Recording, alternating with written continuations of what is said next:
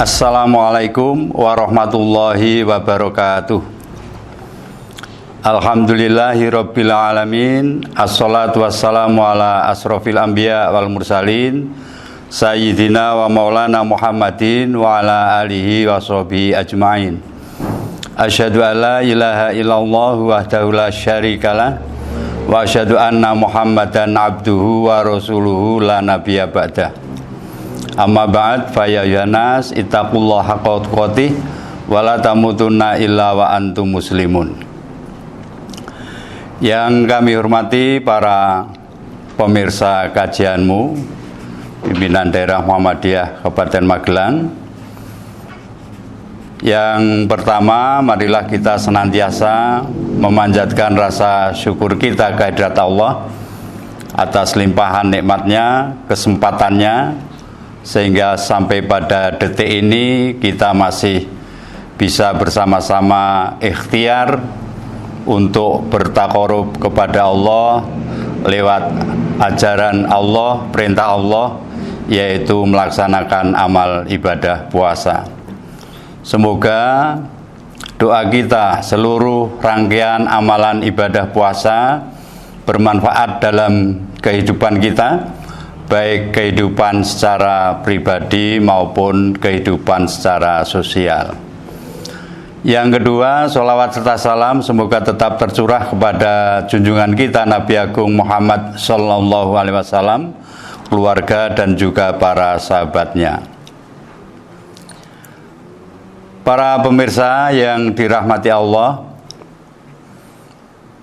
tentu yang pertama juga kami sampaikan kepada para pemirsa sekalian, semoga dalam melaksanakan amal ibadah puasa ini diberikan kemudahan, diberikan kelancaran, dan kemudian mendapatkan manfaat dari seluruh rangkaian kegiatan amal ibadah Ramadan.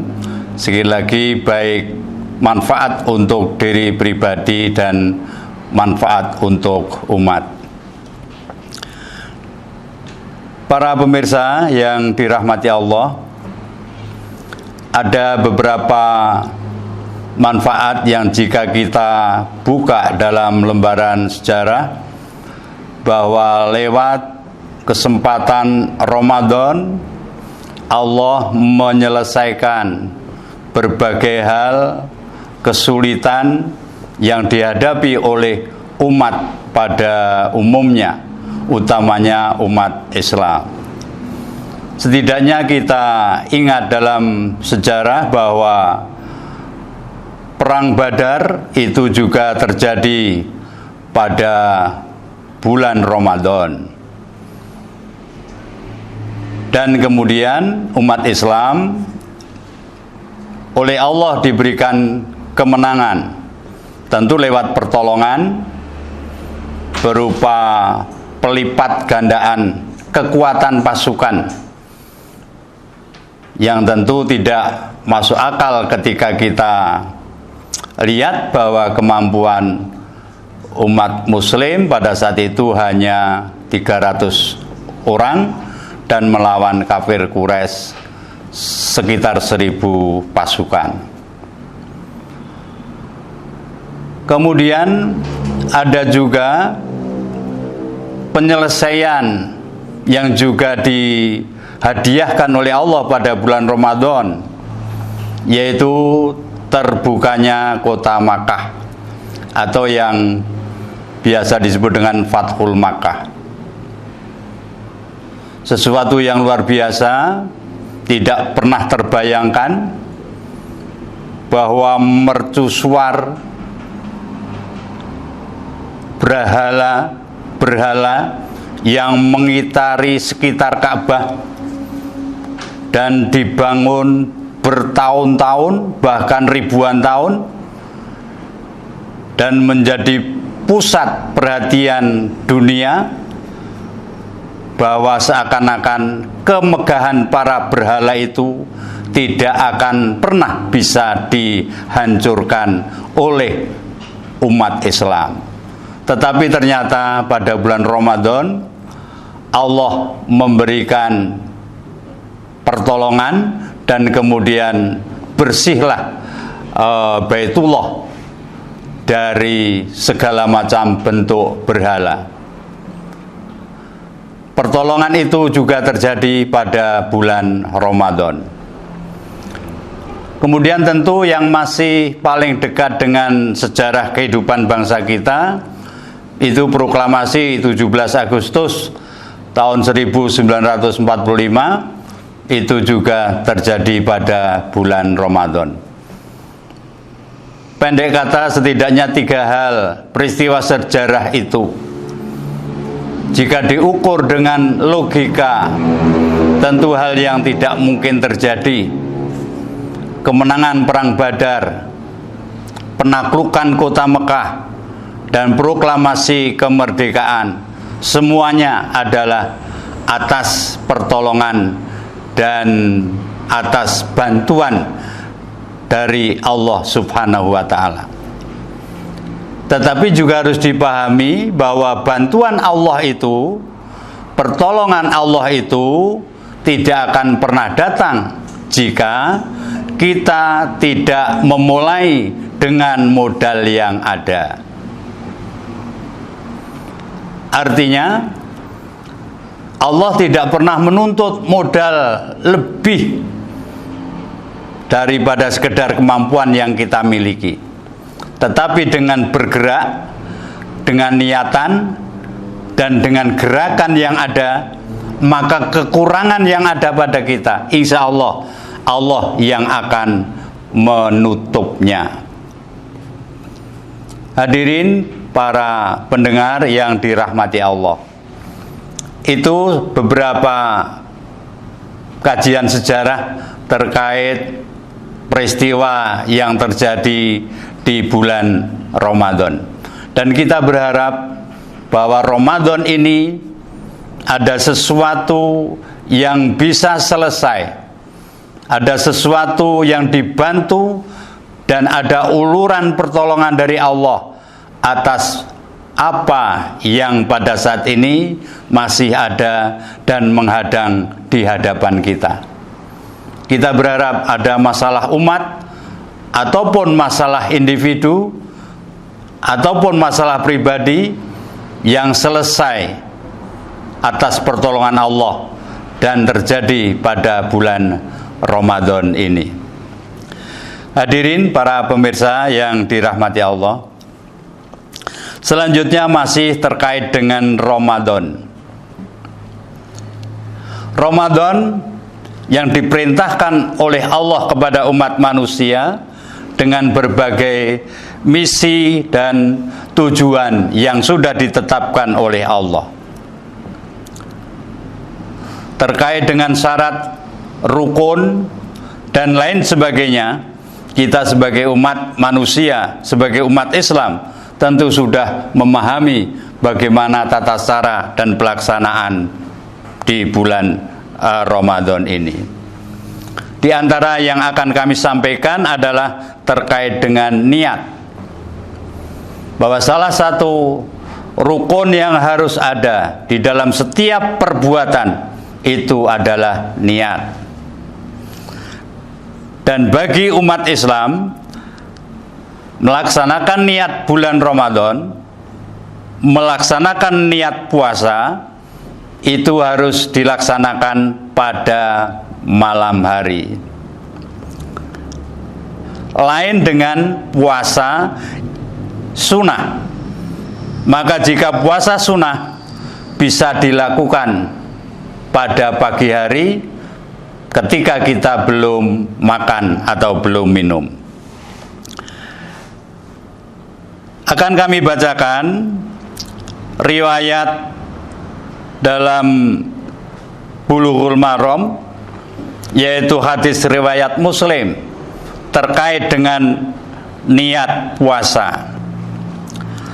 An Aisyah qalat, dakhala alayya nabiyya sallallahu alaihi wasallam zata yaumin faqala hal indakum syai'un qulna la qala fa inni idzan shaimun. Tsumma atana yauman akhar faqulna uhdiyalana hais faqala arinihi falaqad asbahtu shaiman faakala. Rawahu Muslim. Dari Aisyah ia berkata, pada satu hari masuk Nabi Muhammad SAW ke rumah saya.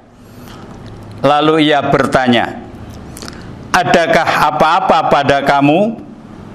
Kami jawab, tidak. Maka sabdanya, maka sesungguhnya aku kalau begitu akan puasa. Kemudian ia datang kepada kami pada satu hari lain, maka kami berkata, ada orang hadiahkan kepada kita hais. Sabdanya, unjukkanlah dia kepadaku, sesungguhnya aku berpagi dalam keadaan puasa. Lalu ia makan. Diriwayatkan oleh Imam Muslim. Para pemirsa yang dirahmati Allah, hadis yang menunjukkan bahwa Rasulullah niat puasa sunnah itu pada pagi hari. Ketika beliau datang dan masuk ke rumah Aisyah dan menanyakan, hal indakum syai'un, apakah ada apa-apa pada kamu? Dalam bahasa sederhana mungkin, duwe apa esok iki? Tetapi kemudian dijawab oleh Aisyah, mboten gadah nopo-nopo. Dengan jawaban itu, maka kemudian Rasulullah bersabda, qala fa inni idzan shaimun. Kalau begitu aku puasa. Para pemirsa yang dirahmati Allah, jika demikian yang terjadi, tentu memang kemudian tidak akan menimbulkan masalah. Ketika seorang bapak pagi-pagi tanya, "Mae, wis ana wedang apa durung?" Kemudian ibunya mengatakan, "Ora ndek gula," begitu. Kalau kemudian bapaknya dengan sabar mengatakan, "Nek ngono aku tak poso," maka tidak akan terjadi prahara di dalam keluarga itu. Tetapi biasanya yang terjadi ketika pagi itu, dan hanya sekali saja pagi itu, belum ada minum, dan setiap hari ada minum, tetapi biasanya yang dipermasalahkan adalah yang hanya sekali. Kita ini tidak mudah menghargai, tidak mudah mengakui kehebatan orang. Betapa seorang bapak yang setiap pagi dibikinkan minum oleh sang istri, dan tiba-tiba pada suatu pagi hanya sekali saja kok ndilalah ora ana wedang, maka yang sekian kali dibuatkan itu hilang, nesu, dan kemudian jadi masalah. Dan tidak jarang kemudian sampai ke pengadilan agama, unjur pegatan mergo ora digaweke wedang. Hadirin pemirsa yang dirahmati Allah, Rasul sangat menghargai situasi. Ketika sang istri mengatakan tidak punya apa-apa, maka dia tidak nambah masalah. Beliau tidak menambah beban istri, apalagi dengan memarahi dan lain sebagainya. Tetapi dia mengatakan, kalau begitu saya puasa. Pada sisi yang lain, Rasulullah rawuh lagi ke rumah Aisyah, dan kemudian Aisyah matur kepada Rasulullah, uhdiyalana hais, uhdiyalana hais. Dia matur kepada Rasulullah, ada orang menghadiahkan kepada kita hais. Hais itu kurma yang dicampur dengan samin dan susu kambing. Jadi gampangnya yang awak dewe mungkin ya geduk gitulah ya. Geduk yang ditumbuk ada susunya, ada coklatnya, ada pewarnanya dan lain sebagainya. Tetapi ini dibuat dari kurma. Aisyah ngendika, Rasul, ini ada hais, ada orang menghadiahkan hais. Dan itu terjadi pada satu pagi. Kemudian Rasul mengatakan, Rasul bersabda, arinihi, tunjukkan kepada kami, tunjukkan kepadaku. Bahasane misalnya suatu pagi seorang ibu mengatakan, Pak iki ono punjungan. Nah, maka kemudian bapaknya mengatakan, ndeloki kaya apa punjungane? Ndeloki kaya apa? Dan setelah itu kemudian Rasul dahar. Padahal Rasul waktu itu sedang dalam kondisi puasa. Hadirin yang dirahmati Allah, jika kita lihat dalam teks hadis ini, Aisyah itu hanya mameri. Hais itu hadiah. Dan bukan Aisyah yang membuat. Aisyah niku mung mameri, Rasul niki ana punjungan.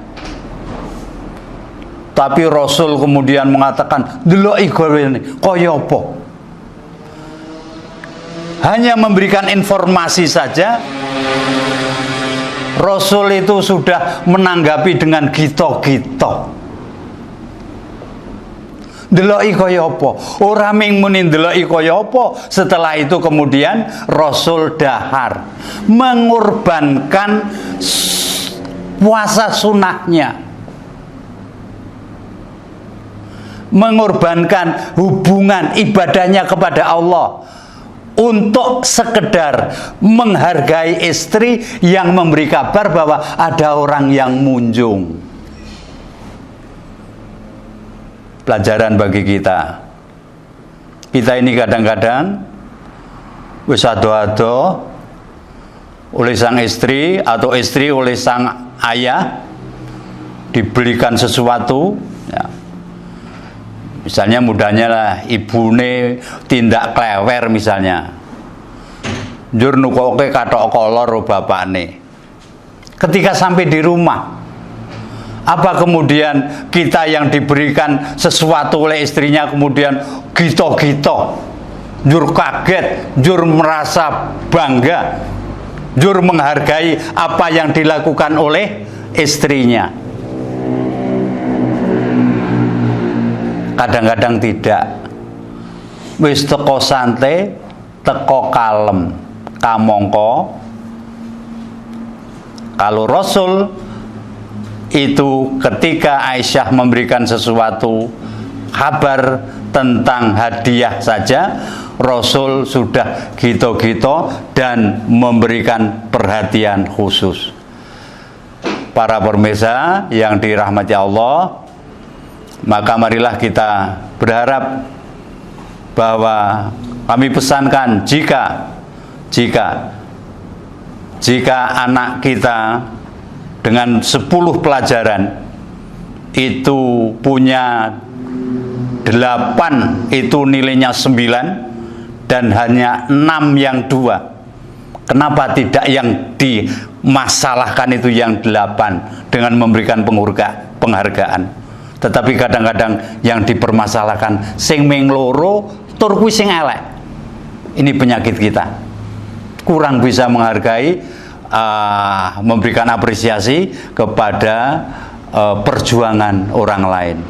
Monggo hati-hati, dan apapun yang sudah dilakukan oleh orang lain maka marilah kita memberikan apresiasi yang luar biasa seperti Kanjeng Nabi memberikan apresiasi kepada Aisyah sampai mengorbankan puasa sunnahnya. Saya kira demikian yang dapat kami sampaikan pada kesempatan kali ini. Mudah-mudahan ada manfaatnya, ada benarnya dari Allah, ada kekurangannya tentu dari kami. Dan kami akhiri billahi taufik wal hidayah. Assalamualaikum warahmatullahi wabarakatuh.